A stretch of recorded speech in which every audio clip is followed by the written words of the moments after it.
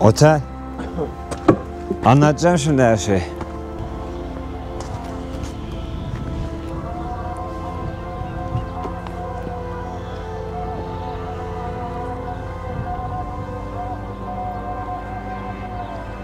Selam dostlar, alemin ve ailenizin en değişik kanalına hoş geldiniz. Değişik yollarda, Şam'ın yaklaşık 50 kilometre uzağında dağların arasındaki Malula diye bir köye ziyarete geldi. Ben aslında bu yolculuğa Sednaya hapishanesine gitmek için başlamıştım. Şam'dan yaklaşık 30 kilometre ilerledikten sonra Sednaya hapishanesine varıyorsunuz. Ama şu an Suriye'de koşullar eskisi gibi değil. Eskisi gibi değilden kastım, burada gerçekleşen devrimden sonraki ilk dönemde buraya girmek, çıkmak, burada dolaşmak biraz daha kolaydı. Her yere ulaşabiliyordunuz. Henüz burada bir sistem, bir kanun yoktu. O zaman muhalif güçler de tamamen çekildiği için, yani bir önceki rejimin yanları tamamen çekildiği için çatışma anları da yoktu. Burada birkaç ay rahat bir zaman dilimi yaşanıyordu ve o süreçte giren çıkan arkadaşlarım çok rahat gezdi. Ama şu andan itibaren hem burada ara ara, belki de haberlerde de izliyorsunuz, çatışma haberleri geliyor. Burada bazen gruplar birbirine girebiliyor. Şu an burada artık daha düzenli bir devlet olunmaya başladığı için bazı yerlere girip çıkmak böyle her aklımıza estiği gibi olmuyor. Ve bugün de Sednaya'ya bizi almadılar. Şu an benim özelimde değil, hiçbir ziyaretçiyi Sednaya'ya kabul etmiyorlar. Biz de yolumuzu yine dünya tarihi açısından, Suriye açısından, dinler tarihi açısından da önemli bir yer olan Malula köyüne çevirdik. Bu köy Hristiyan tarihi açısından da ve aynı zamanda köyün güzelliği bakımından da diğer dinler adına da, insanlar adına da, turistler adına da meşhur bir yerdi. Ama Hristiyanlık tarihi için çok önemli bir yer. Bunu ilerleyen dakikalarda anlatacağım. Bu kadar önemli ve turistik olduğu için 15 yıl önce, 20 yıl önce, 25-30 yıl önce buraya turistler akın geliyordu. Ama maalesef Suriye İç Savaşı'nın başladığı dönemlerde buraya gelen bazı terör örgütleri burayı ele geçirdi. Şu an arkamda görmüş olduğunuz yapı o dönem 2014 ve öncesinde aslında buraya gelen turistleri ağırlamak için yapılmış bir oteldi. O zamanın, yani bu dağlara baktığınız zaman o zamana göre çok lüks ve çok büyük bir otel inşa etmişler. Çünkü gerçekten buraya akın turistler gelebiliyordu. Ama 2014 yılında bazı terör örgütleri buraya girdi ve bu oteli ele geçirdi. Bu köyü ele geçirdi. Buradaki camileri patlattı. Gidip göstereceğim. Buradaki kiliselere girdi. Oradaki tarih eserleri yıktı, yaktı, çaldı ve oradaki dini...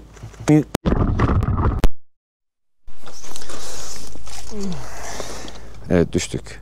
Evet, ufak bir kaza geçirdik ama kameramız iyi. Evet, sadece Müslümanlar değil, Hristiyanlar da burada zarar verdiler ama zaten asıl amaç Hristiyanlardı. Burada maalesef bazı değil birçok, belki binlerce yıllık tarih eseri yıktılar, kırdılar, yok ettiler, çaldılar, kaçırdılar. Belki de bir yerlerde sattılar, bilemiyoruz. Burada 6 tane rahibeyi kaçırdılar. Bu köyün tarihsel süreçteki önemini, bu köyün yakın tarihte yaşadıklarını size şimdi bildiğim kadarıyla anlatmaya çalışacağım arkadaşlar.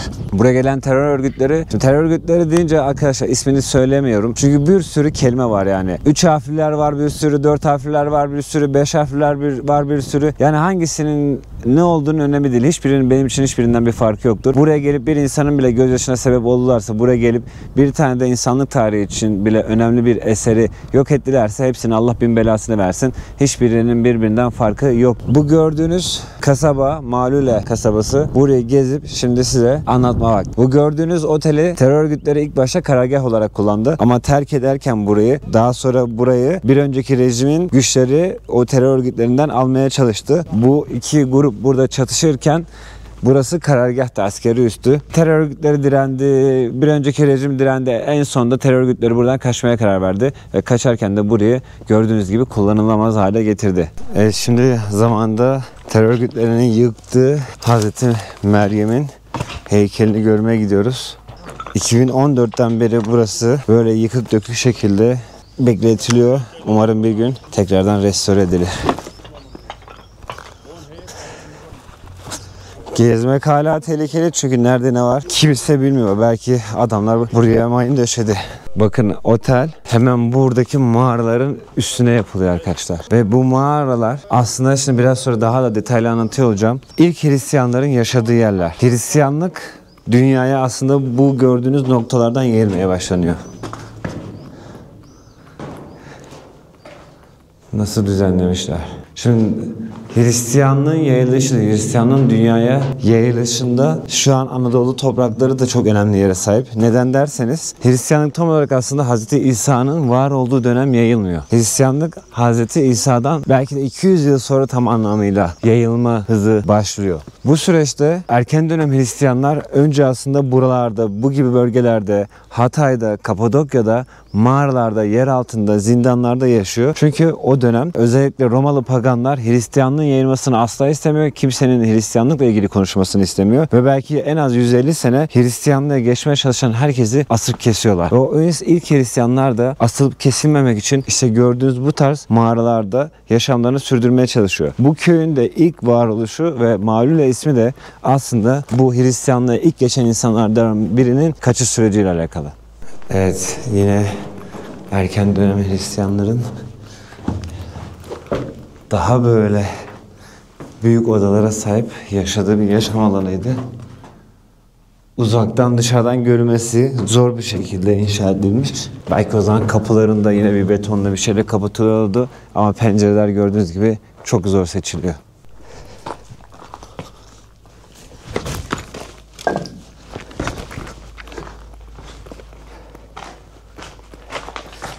Evet, şu an otelin resepsiyon alanı.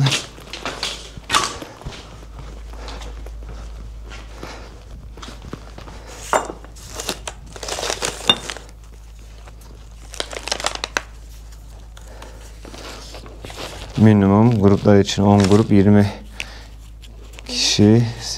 Tek kişilik oda $110, çift kişilik yataklı oda $127, suite 220, ekstra yatak bedeli de $17. Bu herhalde Suriyeli lirası mı demek oluyor acaba? O zamanlar $110 3360 Suriyeli lirası mı yapıyormuş? Emin değiliz. Ama öyle gözüküyor. Burada birçok fiyatlandırma mevcut. Haziran 26 2011. Evet, tabii ki Arapça yazıyor ama ne yazdığını anlayamıyoruz.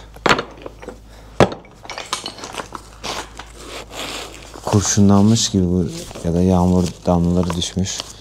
Belki de misafir isimleri yazıyor. Bunlar burada zaten bilerek bırakılıyor sergilenmesi için.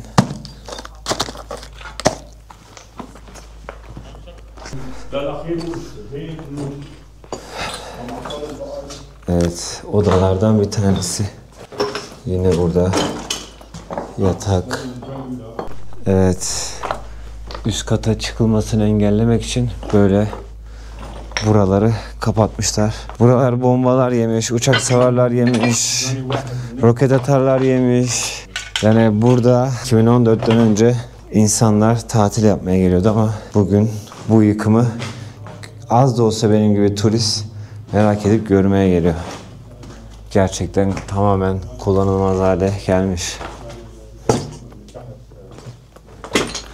Ve böyle bir dağda, böyle bir yerde yani çok büyük bir yer inşa etmişler. Bakın arabaya bakın. Ters dönmüş, patlamış, yanmış. Hiçbir şey ayakta kalmamış, hiçbir şey sağlam kalmamış. Burası muhtemelen mutfak gibi bir yer. Büfe gibi bir yermiş. Bakın burada duvarlar yıkılmış. Bomba yemiş. Mahvedilmiş çünkü burada otel vurulmaya çalışıyordu. Hemen karşımızda Hazreti Meryem'in heykelini görüyorsunuz. Yine zamanda buraya giren terör örgütleri o heykeli tamamen, yani buradaki Hristiyanlar için önemli olan bu heykeli tamamen yıkmışlardı. Ama daha sonra buradan çıkartıldıktan sonra o heykel tekrar yerine dikildi. Türkiye bisiklet turundayken o zaman henüz Suriye'ye gelenler yoktu. Bisiklet turunda Suriye sınırı boyunca neredeyse her noktada ayak bastım ve bütün sınır kapılarından girmeyi denedim. Giremeyeceğim biliyordum ama denedim. Ve en sonunda bir gün birileri buraya girdi. Ben buraya girerken en çok görmek istediğim yer bu köydü arkadaşlar. Çünkü Hz. İsa'nın en eski dilini konuşuyorlar. Aramice konuşuyorlar buradaki bazı insanlar. Şu an yaklaşık yani savaştan önce, burada 2014'ten önce özellikle belli dönemlerde 25-30 bine kadar insan yaşamaya başlamış. Ama galiba şu an bu sayı çok düşmüş. Hala her yerde yıkık evleri görebiliyorsunuz. En fazla 10 bin insanın yaşadığını söylüyorlar. Kimileri de 5 bin. Bunların yarısı Hristiyan, yarısı Müslüman. Ve ne iç savaştan önce ne iç savaştan sonra ne de bugün duyduklarıma göre burada iki din arasındaki iki insanlar arasında hiçbir sıkıntı yoktu. Ama burayı kontrol etmek isteyen dışarıdan gelenler maalesef buradaki rahat eden insanların evlerini, ocaklarını ve hayatlarını mahvetti. Evet, bu yıkılmış otelin hemen altına bir tane abimiz kafeterya açmış arkadaşlar. Gidelim şimdi abimizi kafeteryada ziyaret edelim. Oyuncak gibi. Değişik bir cins bu Klemon'da. بونخون ببلوطة معلولة هوخا مشغلين لحمة عصوجة قطن كومشا شاي عربي شاي خن كيسين هوخا ببلوطة أهلا وسهلا بونخون Selam, teşekkür, şükran. İsmi? عبد الله Abdallah. نعم عبد الله Abdallah. Abdallah, Arabik or Arami? عربيك Arabik. عربيك عبد الله Yo, عربيك عبد الله Abdullah. شو عبد الله عبد الله Similar. عربيك عبد الله This village, Arami name, Arabic name Malula. عربيك Same. يا Şükran. أهلا Teşekkürler. تشكر صديقي أهلا How many people speak Arami? هذا بيحكي تقريبا آرامي يعني شيء 2000 زلمه 2000 3000 2,000, 3,000 people now speak Here. Here living. يا Okay. يو هاف جبعادين Okay. يو هاف بقعه ارامي Aram. All people speak Arami? يا You speak now Arami? ليتل Little. يا How old are you? 18 ثمان عسر Suman Esir. ثمان لا عثر معناه 20 Okay. عثر وثمان How to say Arami? 1, 2, 3, 4, 5. تعرفوا تعدوا واحد اثنين اعد له اي أحد إثر ثلاثة أربعة حمشة شتشة شبعة ثمانية تسعة عشرة. Okay. How to say Arami hello? عوفي عوافي عوافي Aufi. إيه Okay. Goodbye. الله بعمخ Aloyu Bemba. جود باي يعني الله يكون معك ايه تزبط شغالة. Okay. How to say welcome? خلينا نقول أهلا وسهلا هي نفسها بالعربي. دي سيم عربي عربي Some Arami and Arabic same. يا ايه اللي عايشين هون يعني قصدك الموجودين هلا ولا بشكل عام أهل معلولة؟ دي هون اللي بيحكي سرياني قد ايه ايه هلا اللي بيحكوا ارامي فيك تقول يعني النص بيتكلموا منيح يعني بيحكوا والنص الثاني مثلا ما عاد انحكى. سيمون بدك له بس العدد قد ايه؟ ليش بس العدد 2000 بالارامي 3 تقريبا طلع علي عليك انت بالانجليزي وانت بالتركي اوثمت ثرتوليف تي ما حكين اروماي لغة المشيحة هي خلص هوخا ببلوط هي بهوخة ببلوتة يعني معلولة. ايه يوتيوبر هو Syriani and Arami same? ارامي نو سورياني ايه Syriani no. نوصل آرامي. Türkiye, Mardin, Midyat, سورياني Syriani. يا ايه Syriani, Arami same or different? هي Here. معلولة جبعادين بقعة Bak, different. يا هي Arami different Syriani. But maybe family, same family. ليتل Okay. Tam Süryaniler buradaki dilin aynısını konuştuğunu düşünüyorlardı ya da bana öyle söylediler ama şimdi bu insanlar biraz farklı dedi. Şükran Ayşe. Thank you. Şükran. أهلا وسهلا İlk başta abi Aramice konuşurken şunu istedim. Adını, soyadını, yaşını ve burada tam olarak ne yaptığını söyledim. O da galiba adını, soyadını söyledi, yaşını söyledi. Dükkanda çalışıyorum, çay çorba satıyorum gibi şeyleri Aramice anlattı. Aramice Hazreti İsa'nın konuştuğu dil olduğu söyleniyor. Süryanice, Aramice, aslında İbranice, hatta Arapçanın da bir kısmı. Yani Sami dil ailesinden geldiği için ortak diller grubuna giriyor olabilir. Şimdi çok teknik konular, her şeyi biliyormuş gibi konuşmayayım. Şimdi burası eski bir Roma pagan köyüydü. Burada da şu an aşağı inerek bir aslında pagan tapınağına iniliyordu. Ama daha sonrasında Hristiyanlık buraya gelince bu pagan tapınağının üstüne bu Hristiyan kilisesi yapıldı. Normalde aslında saygı için de yapılır bu. İnsanlar saygı için eğilir. Ama buradaki bu anlık durum eski bir pagan tapınağının üstüne yapıldığı için. Şimdi buranın ismi de çok ilginç. Onu anlatamadım bir türlü. Biraz hızlı gelişiyor olaylar. Bu gördükleriniz maalesef orijinal eserler değil.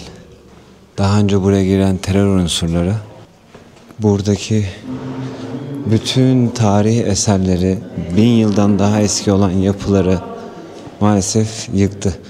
camilere daha fazla zarar vermiş. Yani camilerin binaları yıkmış ama Hristiyan kiliselerinde de şöyle bir şey var. Bu görmüş olduğunuz gibi değerli tablolar vardı. Bunlar daha sonrasından buraya getirip konulmuş. Bunların orijinalleri aslında belki birkaç bin yıllık ama maalesef onları çalmışlar. Ne oldu onlara da bilinmiyor. Şu an kimsenin haberi yok. Bakın bu ama orijinal bir parça. Belki bu 1000 yıl veya daha eski olabilir. Ama bunlar tamamen yeni. Bir kısmı işte Rusya'dan gelmiş. Buraya giriş şu an kapanmış. Dışarıdan gireceğiz. Hz. İsa'nın bir yemek yeme, son akşam yemeği tablosu var. Hatırlarsınız belki. Bu masada aslında ona benzer bir durum var. Bu masadaki, yani buradaki tasvirde bir yuvarlak U şeklinde masa var ve Hz. İsa aslında burada sol başta oturuyor ve daha sonra içerideki insanlar da onun yanında tasvir ediliyor. İşte muhbirin de tam karşısında olduğu bir sahne var. O fotoğrafı şu an henüz göremedim. Nerede bilmiyorum ama buradaki durum öyleydi. Bu görmüş olduğunuz tablolar Rusya buraya daha sonradan göndermiş. İşte Polonya'dan gelen bir şeyler var. İşte terör örgütleri buradaki her şeyi çalmış ama her şeyi. Bunun aynı zamanda bunu da kırmışlardı bu ara. Bakın gördüğünüz gibi bu mermer tamamen parçalanmış ve yerdeydi ama daha sonrasında bunu tamir ettiler. Aynı zamanda bunun altında eşliler, oydular, belki define vardı, buldular, aldılar. Böyle bir oyuk var, görebiliyorsunuz. İşte size bahsettiğim tabloyu buldum. Hz. İsa'nın son akşam yemeği tablosunu biliyorsunuz. Leonardo da Vinci'nin yaptığı. Onda Hz. İsa yaklaşık şurada bir yerde oturuyor. Yanlış hatırlamıyorsam da hain de burada bir yerdeydi. Ama bu tabloda buradaki inanışta farklı bir durum var. Hz. İsa dediğim gibi sol başta oturuyor. Muhbir de sanırım şu karşıdakiydi. Masanın da şekline bakın. Aynı bu masanın şekline şimdi gelip burada görebiliyorsunuz. What is mean Malula? Malula, it's mean the entrance. Entrance. Entrance, yeah. You're welcome in Saint Sergius and Bacchus Church. Sergius and Bacchus are two soldiers in the Roman army. They killed them by the emperor in 297 AD. It was a pagan temple for the Apollo, and after that we built this church above the temple. This church, one of the oldest church in the world. Yeah, one of the oldest church. We have two reasons for all this church.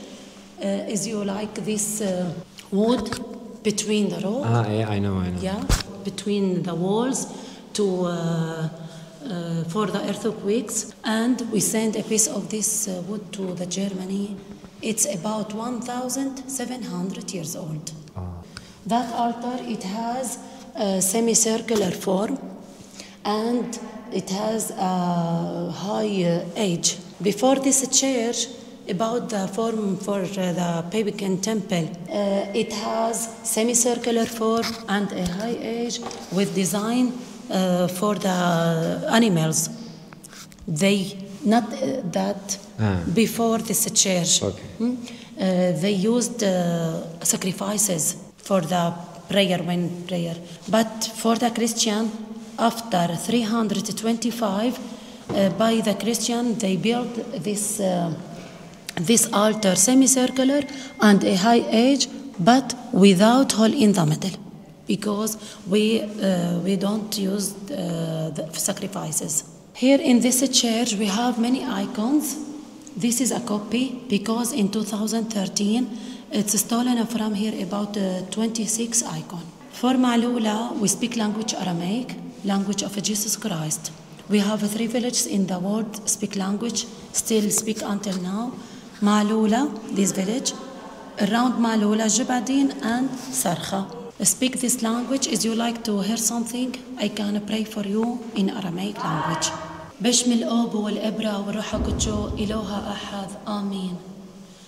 آب احتي بشمو يتكتش إشمخ يثالي ملكخ يثكن تجبعيلي اخمل بشمو خت على رعا أبلاح لحمح يعيال يومح خفر ليح طيوثح اخمل أنح الخوفري انت مخت عمينح ولاج علي لنح بجغربجا بس حس للناحم شيء ذا منيح. This is the real. Only we have two icons, this and that. It is the real, right? Yeah, for Virgin Mary. How many? Evet, normalde orijinal kilisenin girişi buraymış. Şu an girmememizi istediler. Zaten kapıda kapalıymış. Bayağı alçak zaten giriş var. Evet, mum yakmamızı istediler. Mum yakalım, dua edelim. Rabbimden dileğim de şu Ramazan günü inşallah bir daha böyle kötü şeyler yaşamazlar. İnşallah bir daha böyle kötü gün görmezler. Onların stiliyle bizim duamızı edelim arkadaşlar. Ayıp olmasın, gönülleri olsun. Onlar da mum yakar mısın diye. Allah'ım sen bir daha insanlara, hiç kimseye kötü gün gösterme. Oruçlu ağzımızla Hristiyan kilisesinde mum yakarak dua ettik. Biz de nasıl bir değişiyiz. Şimdi biraz da bağış yapalım.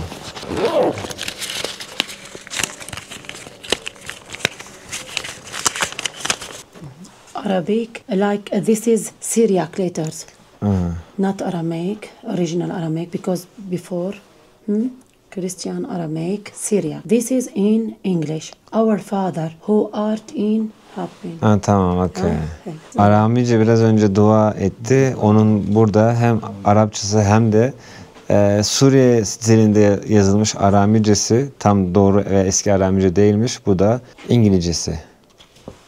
Evet, bir tane hatıra alalım. 1000 yıllık bile olabilir bir kapı. 1300 yıllık mıydı ne bu kapı? Ve bu kapının değişik bir açılma yöntemi var. Şimdi onu gösterecek. This is door about 1000, original door for the church, and we have the ancient lock. It was before this. This is a key, like this. It's open.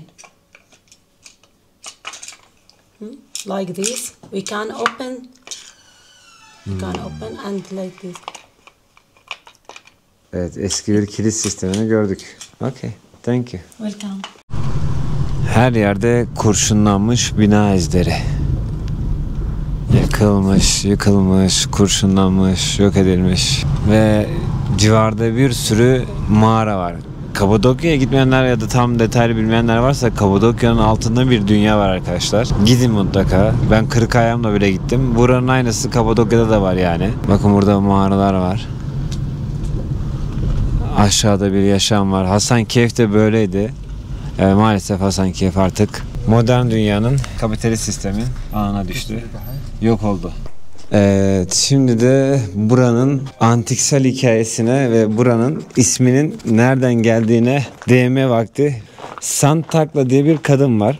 Dönemin pagan Roma krallığının önemli bir şahsiyetlerinden kızı. Ve bu pagan krallığı Konya bölgesindeki Roma vilayetler zincirinin galiba başındaki isim. Bunun kızı bir şekilde Hristiyanlığı işitiyor ve Hristiyan olmaya karar veriyor. Ama babası bu duruma izin vermiyor ve kız inatla Hristiyan olmak istiyor ve kaçmaya başlıyor. Buralara kadar geliyor. Buraya geldiğinde babası yolun başında, bu yarılmamış kayalığın başında tekrardan soruyor. Hristiyanlığa geçecek misin diyor ve kız evet diyor, ben Hristiyanım artık ve vazgeçmeyeceğim, geri dönmeyeceğim diyor. Tam o sırada babası artık öldürmeye kararlı niyetliyken bu gördüğünüz dağlar birbirinden ayrılıyor, açılıyor ve burada bir yol oluşuyor.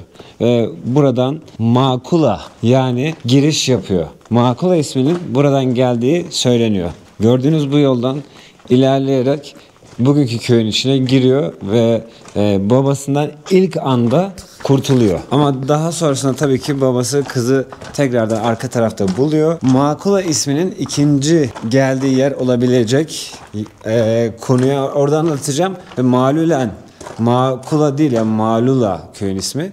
Ve Malülen emekli kelimesinin de bizdeki o kullanılan Malülen emekli kelimesi de nereden geliyor belki daha iyi anlayacaksınız. Evet, ilginç yerler.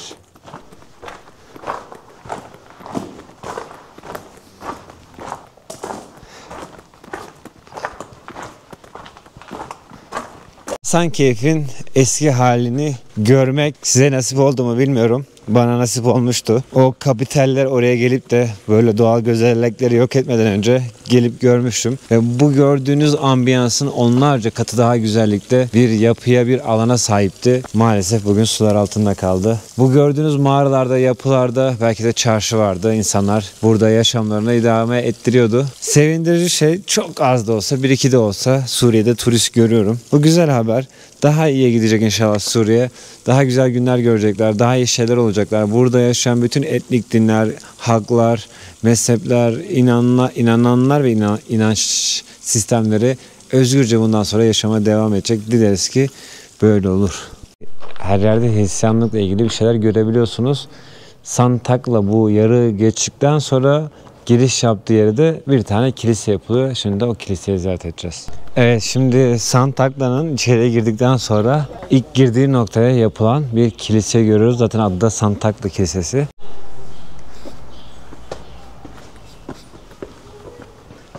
Dağların dibine oyulmuş bir kilise. Ama kilitli.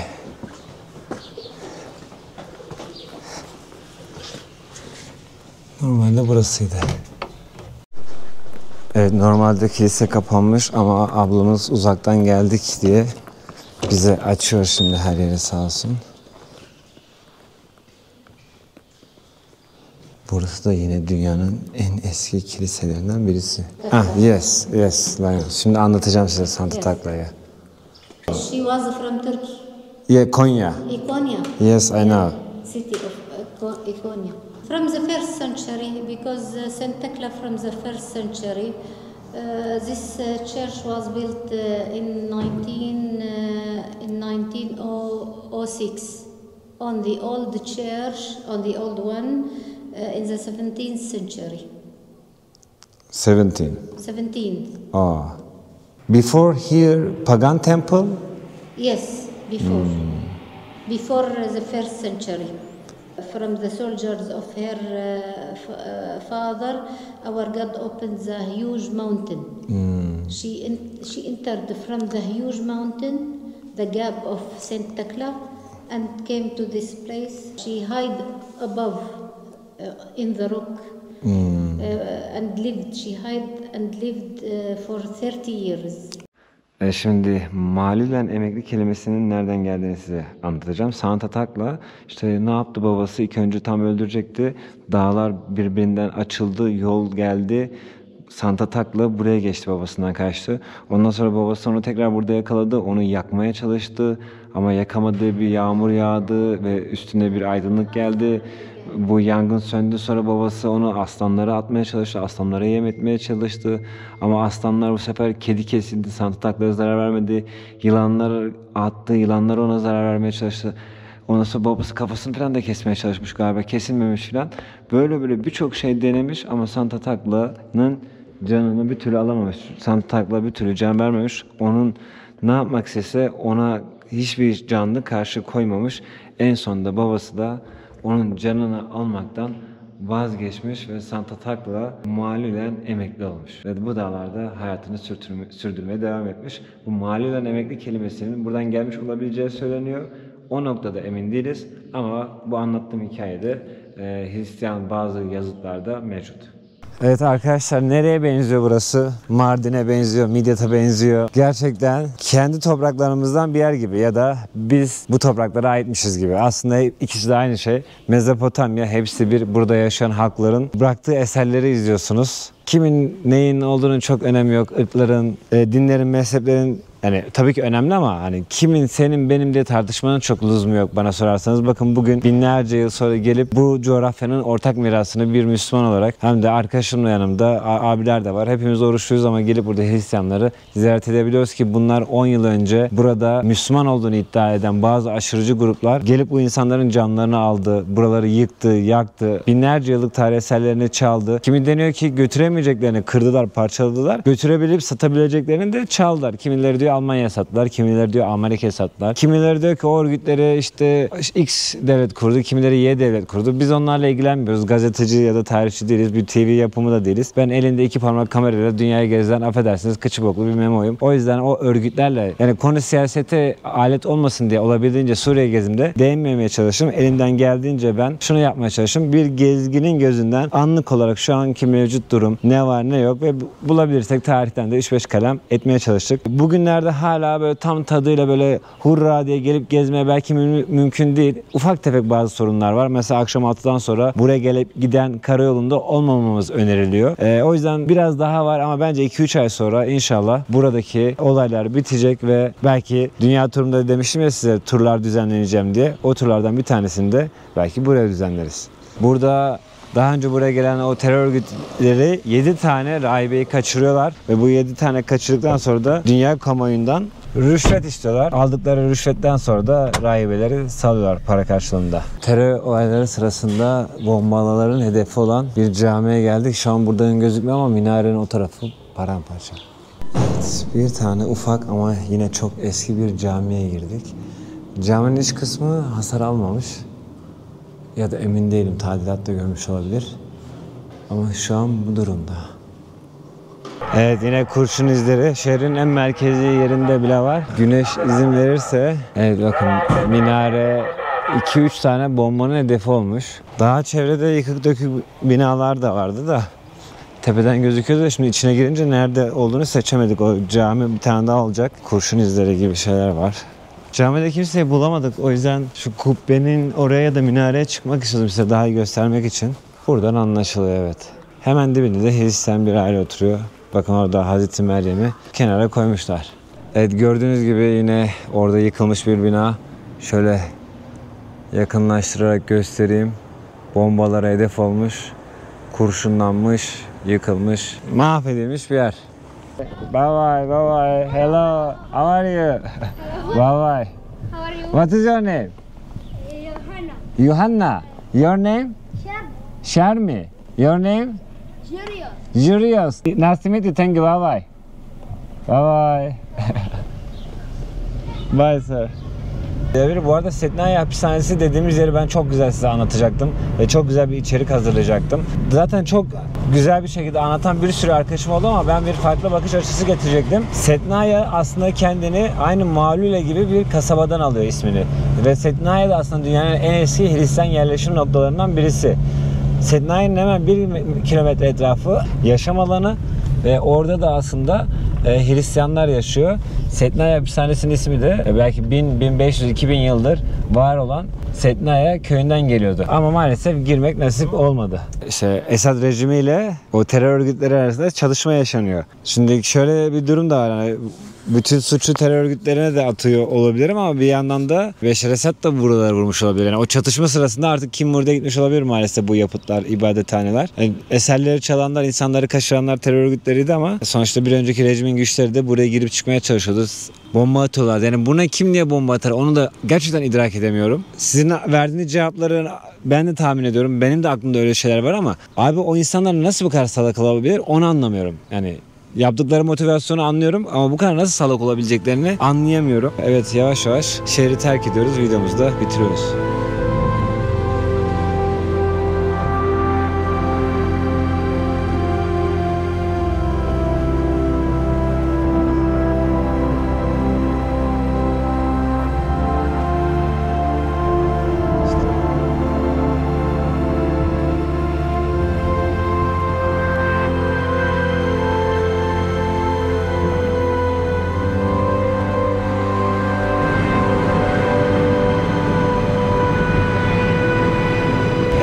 Şimdi size Setnaya Hapishanesi'nin nasıl bir yerde olduğunu göstereceğim. Burası Setnaya kasabası. Zamanında birkaç bin yıl önce burada Hristiyan bir köy kuruluyor. Setnaya köyü. O köy zamanla gördüğünüz şekilde büyüyor. Şu an burada Müslümanlar, Hristiyanlar birlikte yaşıyor. Gerçekten büyük bir yer aslında. İşin enteresanı şu, burası turistik de bir yer. Yani turistik olmayan bir yer değil, turistik de bir yer. Ama nasıl oluyorsa bu Sednaya'dan kimsenin haberi olmuyor.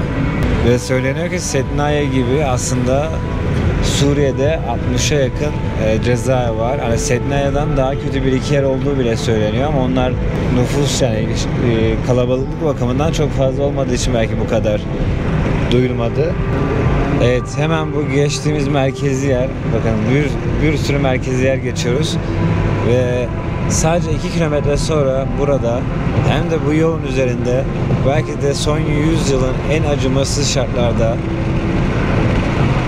insanların hapsedildiği nokta vardı. Nasıl dünya buna kördü, akıl almak mümkün değil. Evet.